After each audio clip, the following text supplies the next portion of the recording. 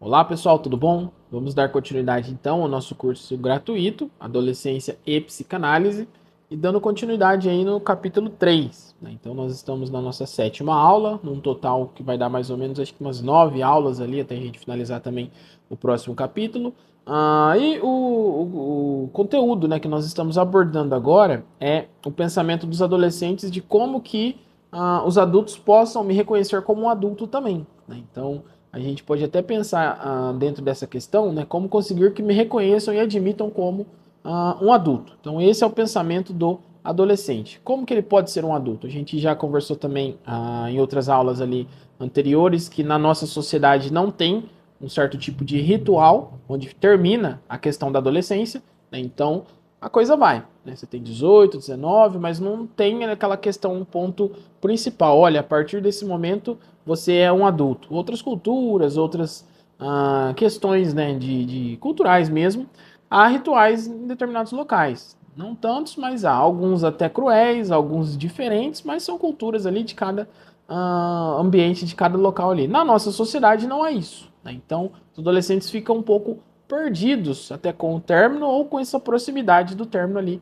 da adolescência, né? Então, como conseguir que eles me reconheçam como um adulto? E com isso eles começam a trazer artimanhas, né? Trazer características, apresentar sintomas e determinadas questões que visam buscar ali não apenas a atenção, mas um reconhecimento profundo, onde os adultos possam reconhecê-los de certa forma como um adulto também.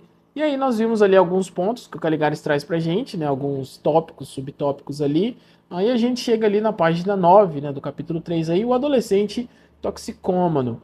Seria o adolescente que se utiliza de substâncias, né? Então esse geralmente é uma das questões mais assustadoras para os pais ali, né? Então são questões sexuais e questões relacionadas a drogas, né? A qualquer outro tipo de substâncias, lícitas ou ilícitas ali, né? Então é algo, é um assunto que assusta um pouco ali os pais, os responsáveis ali. Vamos entender um pouco o que o Caligares então tenta trazer para a gente e ver se a gente consegue aumentar aí um pouquinho a reflexão aí. Uma das visões mais preocupantes que os adultos têm sobre o adolescente é em relação àqueles que ingerem substâncias tóxicas ou entorpecentes, uma vez que os adolescentes são mais sensíveis ao charme das drogas ilegais.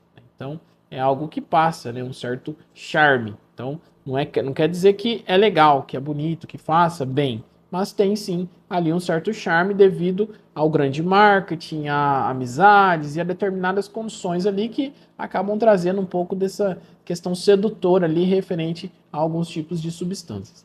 Caligares nos traz que um argumento bem fácil sobre o interesse dos adolescentes pelas drogas deriva de gerações anteriores, onde a geração passada ligou todos os seus sonhos, incluindo pessoal, sexual, social, entre outros uso de drogas, entre outros ao uso de drogas. Porém, essa liberdade ligada às drogas foi abandonada ou recalcada e agora emerge nos adolescentes. Assim, dentro desse pressuposto de rebeldia, a relação dos adolescentes com as drogas seria algo herdado, pois depois de largada por seus pais, um ato de rebeldia, pois foi interpretado que um dia esses largaram sua revolta e se renderam aos valores sociais. Então a gente viu lá na questão do adolescente rebelde, né, que ele tenta bater um pouco de frente ali com as questões dos pais ali, né, esse sonho de liberdade, esse desejo de liberdade que os pais reprimiram para ceder à vida adulta. Vida adulta não dá para fazer o que quer, né, pessoal? A gente já, quem é adulto aqui no grupo aqui, né, acho que é a grande maioria aqui, já percebeu já que, né, há determinadas coisas que às vezes nós não temos vontade, mas é necessário fazer e é até saudável.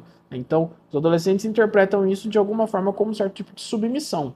Então, falta um pouco de maturidade, algumas questões ali, e eles entendem isso como uma certa submissão dos adultos. Então, bater de frente seria interpretar, né, fazer aquilo que os adultos gostariam de fazer. E, somando isso a uma geração anterior, né, com o descobrimento, né, com o desenvolvimento ali de muitos medicamentos, surgimento até de drogas ilícitas mesmo, né, muito das drogas ilícitas começaram como lícitas, né, então tem o exemplo da cocaína, né, então lá no início Freud não sabia, né, Freud utilizava cocaína, viu pessoal, então tem essa questão. Só que não é a cocaína que a gente vê, né, de uma forma hoje, né? Então não se tinham estudos, não se tinham evidências, não se tinha ali um grande conhecimento ainda sobre os efeitos da cocaína. Então Freud se utilizava também ali, mas para fins terapêuticos e algumas questões referentes a ele, né? Então tinha o câncer do maxilar, isso a gente pode falar em alguns outros momentos ali. Então, vocês veem, muitas das drogas tem a questão do LSD também, se eu não me engano, né? Então, começou-se com coisas, né, uma forma mais lícita ali, alguma questão, e de repente, né, depois de muito estudo, depois de ver ali que realmente causa um certo mal para as pessoas, isso é considerado ilícito e aí né, os governos, os órgãos responsáveis ali acabam proibindo e batendo em cima ali. Então, é importante a gente ter isso em mente que isso é sedutor muitas vezes para os adolescentes, porque bate com o senso de rebeldia.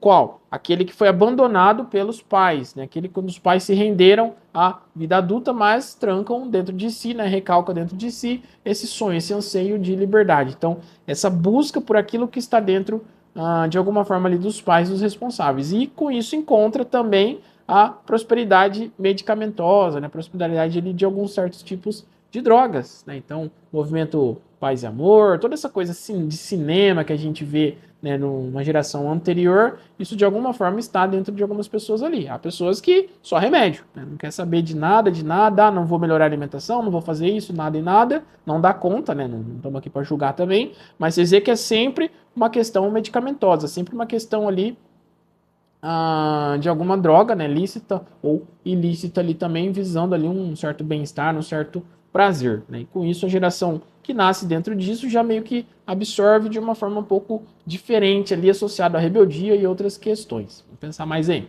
Outros pontos também são abordados, pois há mais motivos para drogas seduzirem um adolescente, onde por questões da moratória imposta que percebem que há drogas legalizadas, como o tabaco e o álcool, e que há uma certa infantilização nelas, pois existe uma separação devido a não serem liberadas aos adolescentes. Então, tem essa questão também. Eu quero ser um adulto, eu quero então fazer coisas que os adultos fazem. Né? E o que os adultos fazem? Eles bebem, eles fumam, eles usam álcool, eles usam tabaco. Então, eu quero também. Então, vocês veem que são pensamentos até mais simplistas, só que os adolescentes acabam se envolvendo com isso. E às vezes é aquela coisa, né? Bebe ou fuma ali nem por um grande desejo interno, mas muitas vezes as questões sociais. Né? Então, são N casos ali, mas isso pode ser também um dos desdobramentos.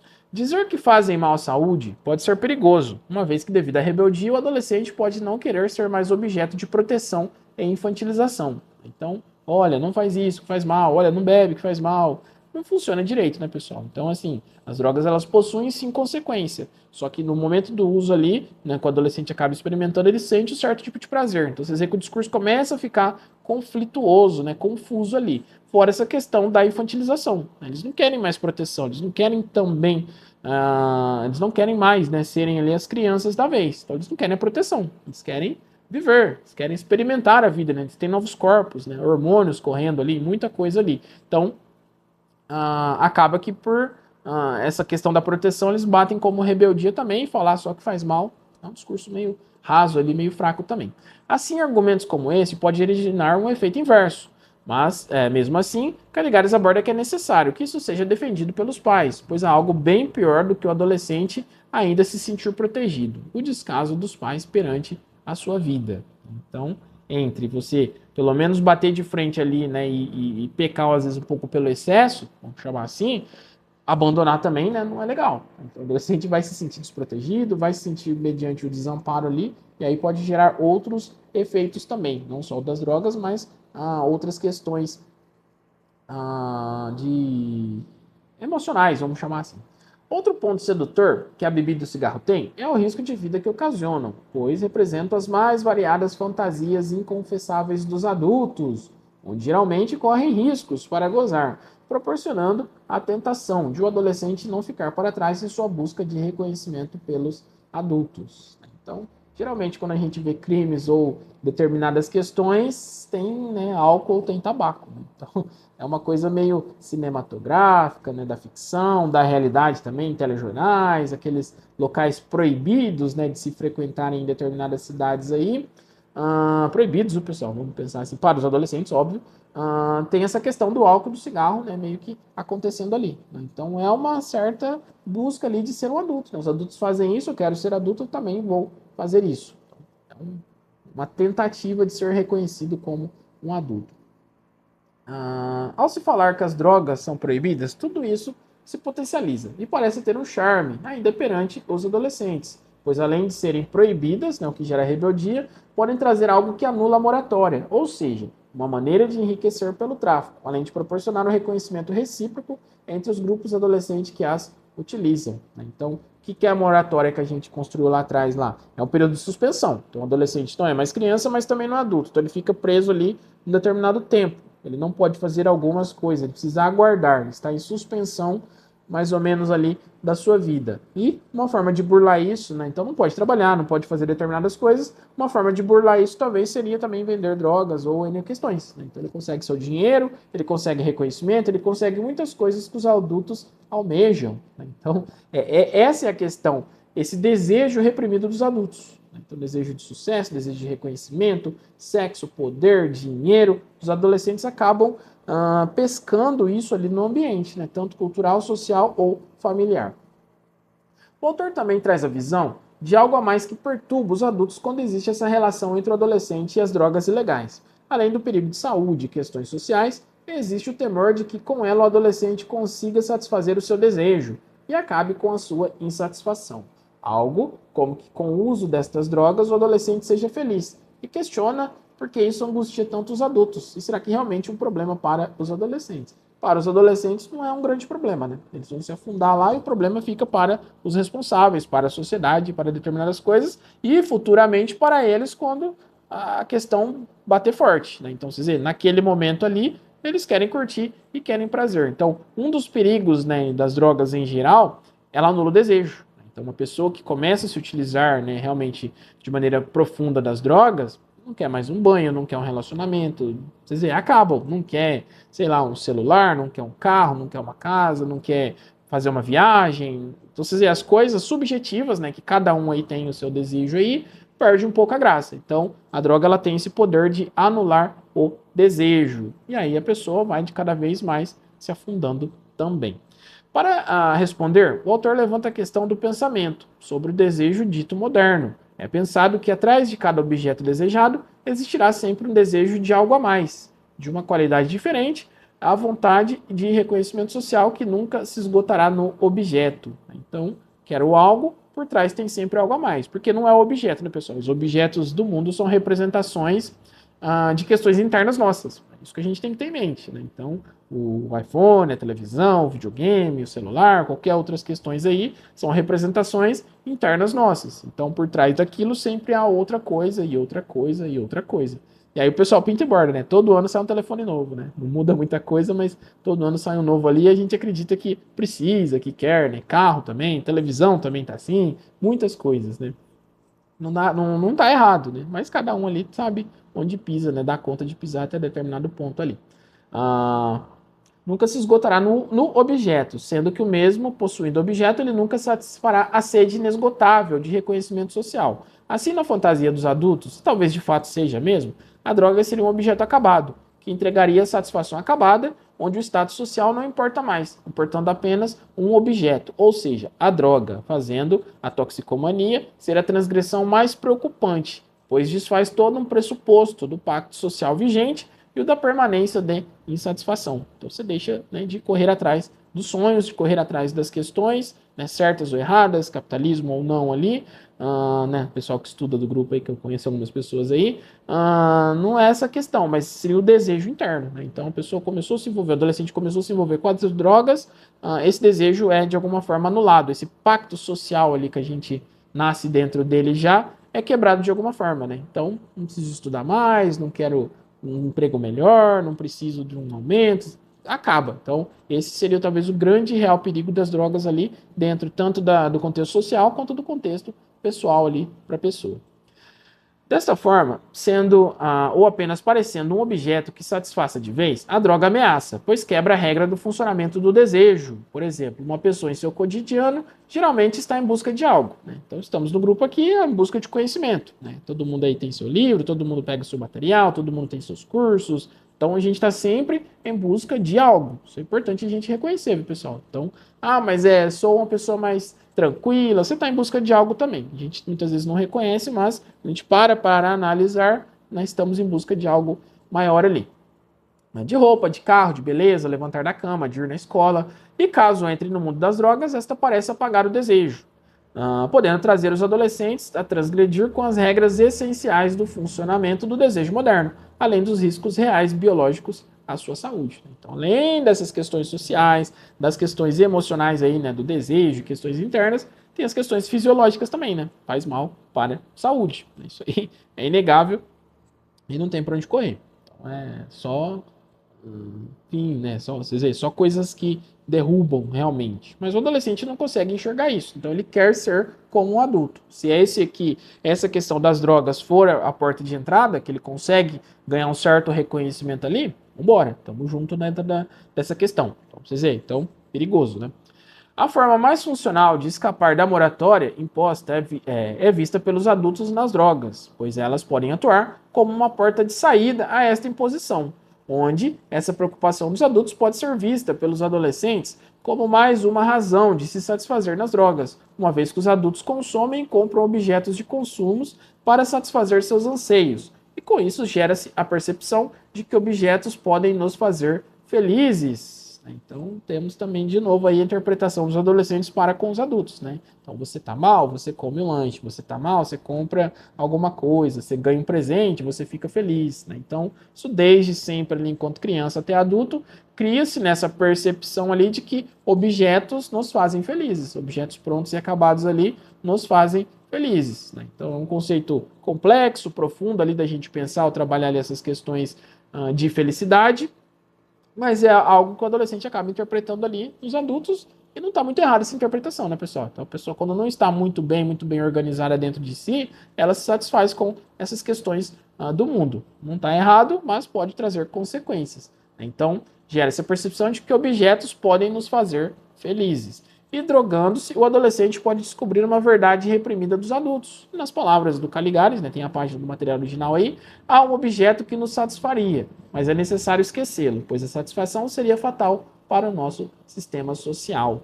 Então tem ainda essa questão do risco ali, né, das cadeias sociais ali. Imagina, então, você não quer mais comer, consumir, comprar, né? Então isso começa a lesar outras áreas também. Então é um problema que começa no sujeito, mas adentra ali na esfera social e vai fazer mal para todos. Assim, a droga é um objeto mortal, não somente porque ela mata quem a usa, mas também é grave, pois pode matar o seu desejo. Né? Sem esse desejo, você não corre atrás das coisas, você não tenta fazer mais nada. Outra estratégia que os adolescentes podem aderir em relação às drogas é se utilizar delas para então precisar de algum tipo de reabilitação ou ajuda. Caligares comenta que seria a mesma tática de navios que naufragam de propósito para serem recolhidos e viajar de graça em transatlânticos, ou seja, uma estratégia que forçaria o reconhecimento dos adultos, pois a reabilitação seria o inverso da infantilização, onde neste momento é reconhecido que quem esteve perdido realmente esteve em perigo, confirmando sua existência, acontecendo de verdade, e de que a vida adolescente não é apenas um espaço perdido de preparação e espera. Então, se ele foi para a clínica, o adolescente foi ali para uma questão de reabilitação ali, ele existe. E ele existe e ele fez algo do mundo adulto, porque é uma reabilitação de drogas, não é algo infantil, infantilizado, né? Não está atrás de um joguinho, está atrás de um bichinho, de um boneco, de um brinquedo, não. Foi atrás de algo adulto, né? Vocês veem? Então gera-se um certo incômodo e um certo susto ali. Então essa seria, né, o pensamento adolescente ali, uma das formas de ser reconhecido como um adulto, né? Então, vocês veem que não é muito confuso, pessoal. É só a gente parar para olhar aí, dar uma relida, vocês vão ver que faz muito sentido isso, né? Essa questão da interpretação errônea dos desejos dos adultos, né? E o desejo de liberdade que está recalcado em cada um de nós aí, né? Então, muitas vezes o pessoal, né, o bendito do sextou aí, que falam, busca férias, né? A gente falou também, né, dos feriados ali. Então, os adolescentes acabam, de alguma forma, interpretando isso dentro dos adultos. Com isso a gente finaliza então a questão do adolescente, né, toxicômano, que, né, se utiliza ali de drogas, né, outros tipos de entorpecentes. Um outro ponto ali que o Caligares também comenta, né, conosco ali é o próximo tópico, seria o adolescente que se enfeia. Polêmico também, né, não vamos entrar aqui nas questões filosóficas de padrões de beleza, o que é bonito, o que é feio, né? Então isso aí é assunto para talvez outras questões, né? Então vamos pensar que existe ali um certo padrão social ali, né? Certas condutas ali, né, considerar mais bem vistas, né, entre todos ali, e o adolescente tenta escapar disso. Então Isso é genérico, viu, pessoal? Então, assim, se todo mundo, né, se o padrão ali que se estabeleceu, todo mundo usar vermelho, o adolescente que se feia, ele vai querer usar azul. Então, pra vocês verem, é quebrar o padrão. Então, vamos tentar pensar dessa forma ali, essa questão do adolescente que se feia e não entrar ali em conceitos morais ou filosóficos ali de beleza ali. Uma forma de desafiar os padrões estéticos dos adultos, muito utilizado pelos adolescentes, é se diferenciar, uma vez que, além da rebeldia, o grupo em qual está inserido irá se reconhecer internamente pelo estilo, e assim desafiar a aprovação dos adultos é sua função. Então, de novo, a rebeldia ali, bater de frente com os padrões estéticos, além do sentimento, né, de pertencimento ao grupo. Né? Todos estão meio que no mesmo padrão ali. Então, todo mundo fora está de um jeito e dentro do grupo estamos de outro jeito. Né? Então, eu existo, eu pertenço a algo, né, que não é o mundo adulto, mas eu estou existindo. Então, é uma forma dos adultos olharem também. Outro fator importante no ato de se enfeiar também pode ser lido como uma recusa da sexualidade e da desejabilidade como valor social, pois dessa forma, além de contestar o valor econômico, se recusando a utilizar vestimentas ou símbolos de riqueza, se enfeiando também pode ser uma crítica ao sistema cultural, que valoriza e deseja corpos em função de um reconhecimento social. Então, de novo ali, a rebeldia, né? Então, tem o adolescente, ele corta o cabelo ali de uma forma bem diferente, usa algumas roupas ali bem diferentes, né? Então, o padrão ali das meninas, por exemplo, se é utilizar uma certa roupa um pouco mais justa, né, vão ter meninas que vão querer usar uma roupa um pouco mais largada, né, e os meninos vice-versa, ou no mesmo sentido, né? Então, vocês veem, é quebrar o padrão de beleza ali. Então, é uma forma de recusa da sexualidade e da desejabilidade, né? Então, os corpos estão mudando, começam a atrair olhares, né? Então as meninas começam a ter corpos muito mais próximos dos adultos, né? Os meninos também. Então isso começa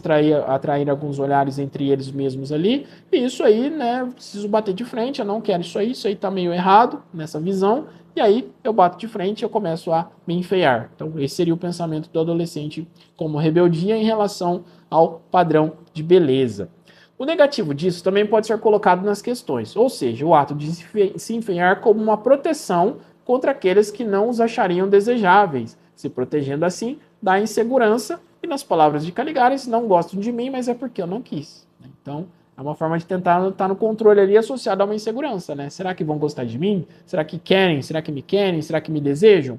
Na dúvida, já que ninguém vai me desejar, eu vou me enfeiar aqui e aí pelo menos ninguém deseja, mas porque eu não quero. Então, é uma forma de tentar controlar aí. Né? E por que essa sensação de controle, pessoal, que o adolescente tem muitas vezes? Porque ele foi invadido pelo corpo. Né? Então, ele tinha um corpo de criança e ele foi invadido por um corpo já muito próximo de um adulto ali. Né? Então, há necessidade de se elaborar um certo luto. Né? Da questão de um corpo que ficou para trás, ou seja, o corpo de criança, e agora o corpo do adulto. Né? Até que isso não seja bem integrado, bem organizado, dentro aparecem esses fenômenos aí. Dentre diversos motivos que podem estar ocultos no ato de se enfeiar, o exibicionismo também pode ser cogitado. O erotismo com a promessa de armadilha sexual, atuando fora das normas sociais aceitas da desejabilidade. Então, uma forma de chamar a atenção, ou seja, exibicionismo, o que é diferente chama atenção, né? Todo mundo, um exemplo clássico aí da natureza mesmo é o pavão, não é? Então tem um monte de passarinho lá. Se o pavão abriu as penas lá, todo mundo corre para olhar, né? Então o diferente se destaca. Né? Então tá passando muitas pessoas ali, alguém passou ali do cabelo azul, verde, rosa, opa, né? Chama atenção de alguma forma. Né? Então tem sim um exibicionismo escondido, oculto ali também.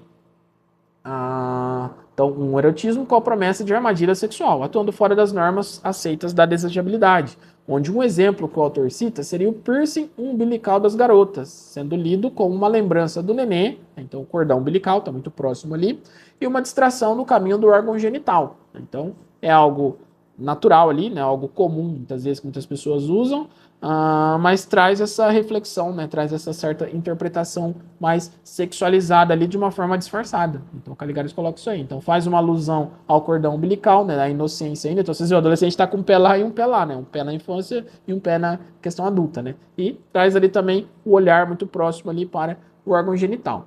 Também é visto como uma alusão ou fechadura, lembrando a castidade. Então, uma chave ali, um cadeado ali de alguma coisa. Também é mencionado que o piercing pode chamar o olhar para o encontro, não muito longe da vagina, pois o umbigo também pode ser lido como uma abertura do corpo, que é preenchido com algo metálico e duro. Então, tem as simbologias, né, as questões sexuais ali por trás ali de um piercing. Ah, mas é um piercing, posso usar? Ok, toca o barco, né? Cada um tem a sua vida, a sua questão ali, só que há determinadas mensagens ocultas que, né, determinados itens podem estar passando. Né? Então, Caligares faz esse tipo de interpretação ali do piercing umbilical ali. Sobre os meninos, é utilizado o exemplo dos anos 90, né, com as cuecas expostas acima da calça baixada. Né? Então, não sei se o pessoal mais antigo, o pessoal mais jovem não vai lembrar muito, né, mas antigamente tinha um pouco dessa moda ali, né? Ainda tem algumas, né, algumas pessoas ainda andam, né? Então, andava com o short um pouco mais abaixado, né? Mostrando a cueca em si ali. Era algo comum na rua, viu, pessoal? Muita gente usava isso aí. Deu muita polêmica, né? Algumas pessoas utilizavam e alguns até utilizam até hoje ainda. Sendo lidos como uma possível recusa da sexualidade pela via da infantilização, pois a cueca evoca o tempo do cocô e do xixi, presente no tempo das fraldas, ridicularizando assim a região próxima dos órgãos genitais. Porém, também pode ser lido como uma promessa do que está por ali, pois o que está ali está sempre pronto para ser usado. Então temos esses dois lados ali, tanto a recusa, né, que evoca ali o tempo das fraldas, né, da cueca, das questões ali, uma coisa mais infantilizada, e o tempo, né, de, olha, estou quase pronto, só, né, baixar mais um pouco aqui e a gente pode utilizar aquilo que está aqui. Então, vocês veem, de novo, um pé em cada lado, um pé na infância e um pé na vida adulta. O adolescente está preso no meio da moratória e não percebe. Isso traz fenômenos e determinadas questões para ele ali. Assim é finalizado que as transgressões estéticas, que aludem às transgressões sexuais ou morais, servem para encontrar algum conforto no olhar assustador dos adultos, onde este olhar muitas vezes com medo lembrará ao adolescente que ele pode ser um ser perigoso, atrevido e sexy, conseguindo assim o reconhecimento como um adulto.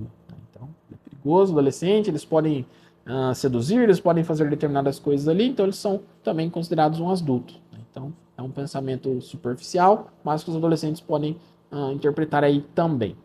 O próximo subtópico, já para a gente finalizar o capítulo, seria o adolescente barulhento. Né? Vamos refletir também.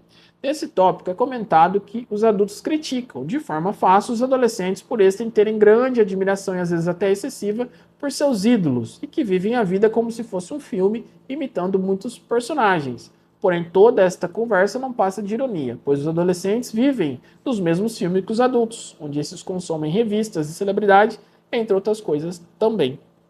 Então, muitas vezes os adolescentes são criticados. Hoje a moda são os influencers, né, por seguirem influencers, só que o adulto ali tem um certo ídolo também, né? Vou falar algumas coisas mais básicas aqui, sei lá, uma banda sertaneja, uma banda de rock, Roberto Carlos, né, o pessoal mais das antigas, então vai ter ali, né, certo político, então vocês veem que sempre está também envolvido nas mesmas questões, né, só que para o adulto é algo comum, mas quando se trata do adolescente, aquilo acaba assustando um pouco, né, então não é muito diferente ali os pesos e as medidas ali.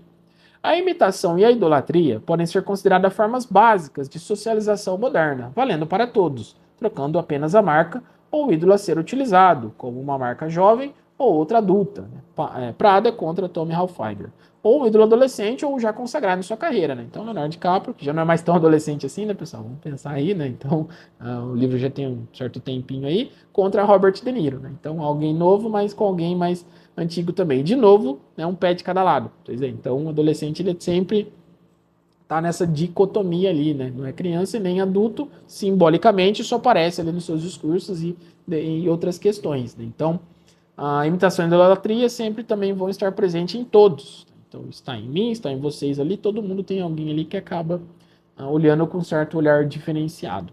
Um exemplo citado de barulho seriam os adolescentes e o mundo musical, constituído por vários estilos de música, assim como seus diversos videoclipes e imagens, onde as figuras que se apresentam ainda estão em busca de roteiros, proporcionando um encaixe perfeito na vida adolescente.